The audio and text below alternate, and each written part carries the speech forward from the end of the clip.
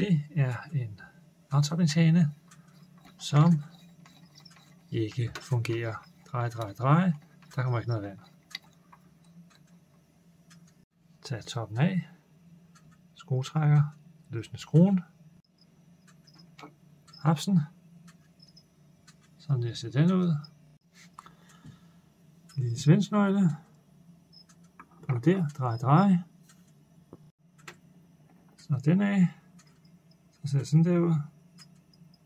Tag fat i stemplen med et eller andet, du kan få ned og holde med den på, og trække den ud. Når den er kommet ud, skal den bare have noget smørelse.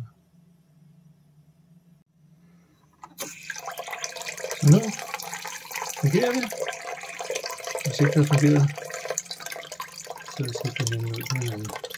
Nemt nok at skrue med der. Og selvfølgelig, inden man går i gang med sådan et projekt, husk at slukke for vandet på hovedafbryderen.